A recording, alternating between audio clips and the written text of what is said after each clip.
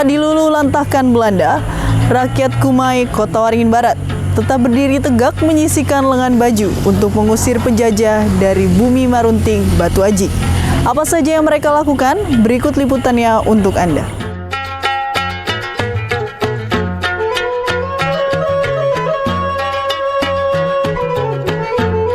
Setelah Komandan Tentara Penduduk Jepang mati bunuh diri di Pangkalan Bun, tersiar berita yang mengatakan Jepang telah menyerah kepada sekutu dan Indonesia telah merdeka. Kabar ini tidak resmi, hanya merupakan kabar angin dan belum positif menjadi pegangan bangsa Indonesia di Kumai karena hubungan keluar daerah tidak ada.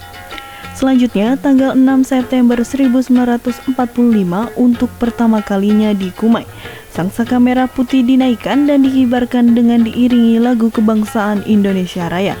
Dihadiri oleh pemuka-pemuka masyarakat, penduduk dan anak-anak sekolah di bawah pimpinan Wilson, satu guru sekolah di Kumai. Pengibaran bendera yang pertama kali mengambil tempat di halaman gudang Borsumi atau Tanah Lapang yang sekarang telah menjadi pelabuhan Kumai.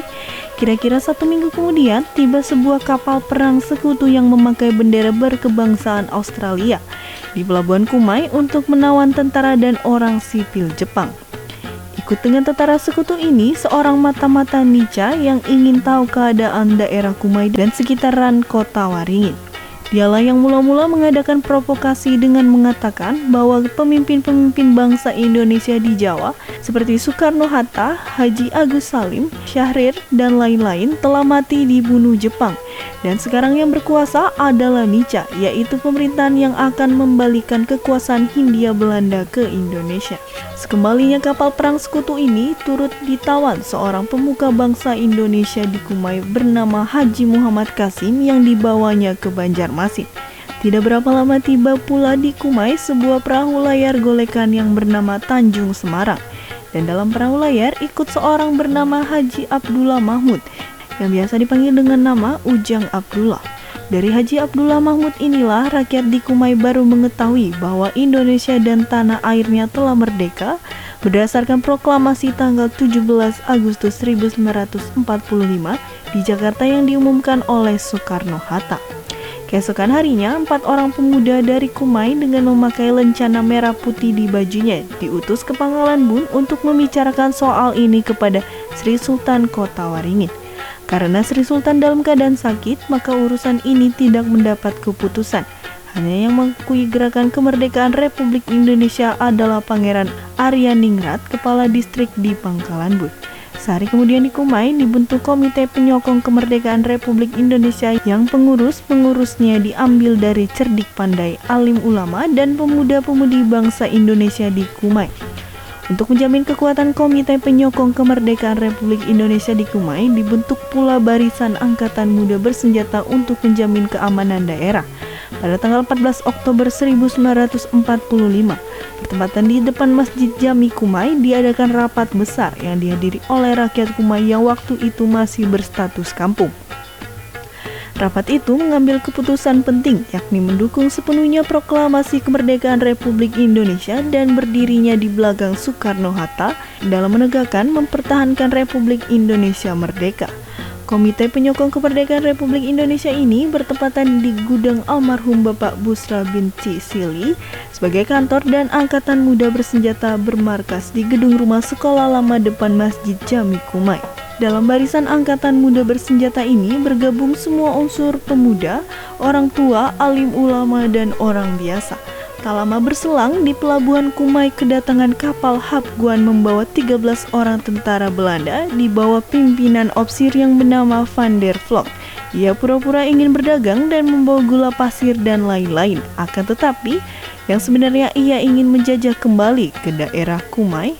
Atas keputusan bersama Komite Penyokong Kemerdekaan Republik Indonesia di Kumai, kedatangan opsir ini tidak diterima dan kapal Hapguan tersebut diusir dari perairan Kumai.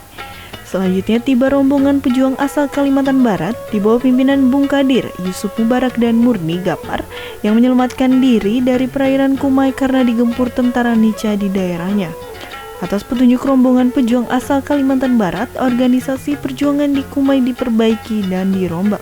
Komite Penyokong Republik Indonesia di Kumai dibubarkan, diganti dengan Komite Nasional Indonesia Cabang Kumai Angkatan Muda Bersenjata dan para alim ulama membentuk sendiri barisannya dengan nama Barisan Jenggot, serta kaum ibu-ibu membentuk perwari untuk mengurus dapur umum dan makan.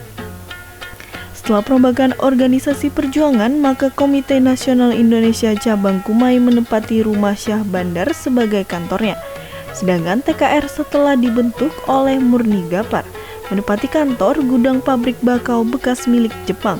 Angkatan Muda Bersenjata tetap menempati rumah sekolah lama dan Barisan Jenggot atau para alim ulama bermarkas di Masjid Jami Kumai. Atas permintaan rombongan perjuangan-pejuang dari Kalimantan Barat, TKR dan Angkatan Muda Bersenjata Kumai mengirim pasukannya untuk menyerang Belanda ke Pulau Bawar, Kalimantan Barat. Komite Nasional Indonesia mengutus orang-orangnya ke Sampit, Banjarmasin, dan ke Pulau Jawa untuk mencari hubungan dan bantuan mempertahankan daerah Kumai dari serangan Belanda. Utusan ke Sampit dan ke Banjarmasin tidak berhasil. Hanya yang ke Pulau Jawa berhasil menemui pemerintahan Republik Indonesia Pusat dan Wakil Presiden Hatta serta Gubernur Kalimantan Tengah IR Pangeran Muhammad Nur. Banjarmasin dan Sampit belum mempunyai organisasi perjuangan kemerdekaan Republik Indonesia karena daerahnya diduduki Nica. Pada hari Senin tanggal 14 Januari 1946 jam 9 pagi waktu setempat, kota Kumai diserang oleh tentara Belanda sehingga mereka datang dengan membawa 5 kapal yang penuh dengan tentara memakai senjata modern seperti karabin, mortir, granat tangan, stun gun, dan lain-lain. Pendaratan tentara Belanda yang pertama disambut oleh letusan senapan TKR dari darat, dan sejak itu terjadi pertempuran sengit dengan semangat juang yang disemboyangkan merdeka atau mati. Pemuda-pemudi Kumai mempertahankan tanah airnya dari serangan penjajah dengan senjata seadanya seperti mandau, parang bungkul, tombak, bambu runcing, keris, dan hanya sedikit yang memakai senapan. Perlahan pasukan di Kumai mundur mencari siasat. Banyak para pejuang yang gugur dalam pertempuran ini. Tercatat sekitar 18 orang termasuk komandan TKR di Kumai yang bernama Haji Abdul Aziz Samsudin. Sementara itu, korban di pihak Belanda juga tidak sedikit, sekitar 30 hingga 40 orang serdadu tewas. Di antaranya seorang perwira berpangkat mayor. Dalam pertempuran ini, seorang ulama anggota Barisan Jenggot bernama Panglima Utar telah menunjukkan kegigihannya melawan tentara Belanda dengan senjata sebilah mandau dapat menewaskan berpuluh-puluh serdadu Belanda. Setelah pertempuran sengit tersebut, maka di daerah Kumai khususnya dan umumnya daerah Kota Waringin seringkali bentrok senjata dengan Belanda dalam rangka mempertahankan kemerdekaan.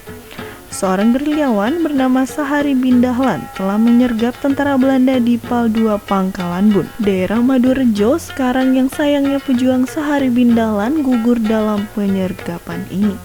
Para pejuang yang menyingkir ke Pulau Jawa untuk mencari bantuan sampai ke pantai Pulau Jawa dan mendarat di Tayu, Jawa Tengah, dan terus menemui Gubernur Kalimantan yang berkantor di Yogyakarta untuk melaporkan perjuangan rakyat Indonesia di daerah Kumai dan sekitarnya.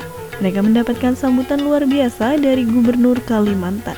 Dengan bangga, Gubernur Kalimantan membawa Panglima Utar dan teman-temannya menghadap Bapak Presiden dan Wakil Presiden Republik Indonesia.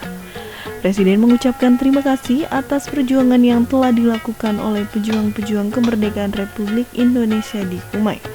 Setelah menerima laporan dari pejuang-pejuang Kumai, Gubernur Kalimantan Tengah kemudian memanggil putra-putra Kalimantan di Jawa untuk mengambil alih bagian dalam upaya mempertahankan kemerdekaan di Kalimantan.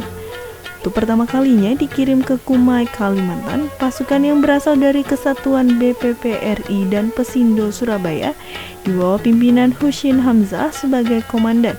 Pejuang-pejuang asal Kalimantan yang berangkat ke daerah Kumai mendarat di Tanjung Pengujan.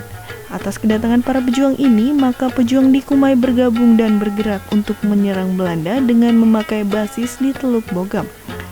Ketika kapal Belanda yang membawa tawanan dari Kumai menuju Banjarmasin melewati wilayah Tanjung Pengujan, saat itulah terjadi baku tembak dengan para pejuang Kumai. Motorboot yang membawa tentara Belanda ditembaki dari darat oleh para pejuang hingga terbakar. Pasca penyerangan ini, tentara Belanda di Banjarmasin mengirimi pasukan dalam jumlah besar ke Kumai. Tentara Belanda menyerang markas pasukan di Teluk Bogam untuk kesekian kalinya. dan pertempuran terjadi antara pejuang-pejuang kemerdekaan yang berada di Teluk Bogam dengan tentara Belanda. Dalam pertempuran yang sengit, pimpinan rombongan pejuang kemerdekaan di Teluk Bogam, Saudara Husin Hamzah, gugur, dan para pejuang lalu mundur ke daerah Lunci dan terus ke Jawa. Karena merasa banyak menanggung kerugian, tentara Belanda mendatangkan lagi bala bantuan dan sebuah kapal perang masuk ke Kumai dengan tentara Nica dan terus ke Laut Tanjung Pengujan. Dengan menembaki kampung-kampung yang berada di pesisir Kumai seperti Teluk Bogam, Sungai Bakau, Sebuai, dan Keraya. Karena tembakannya membabi buta, para pejuang banyak yang lari ke hutan dan orang-orang kampung meninggalkan rumah tangganya. Tentara Nica naik ke darat membakar rumah, kebun, dan segala harta penduduk yang berada di pesisir. Para pejuang asal Kumai dari Pulau Jawa dengan memakai perahu layar kembali tiba dengan membawa persenjataan pertempuran, tetapi saat di tengah laut disergap oleh kapal perang Belanda dan menawan sebagai pejuang. Pejuang yang ditangkap dibawa ke Semarang dan di Semarang dihukum berat karena dianggap ekstremisis.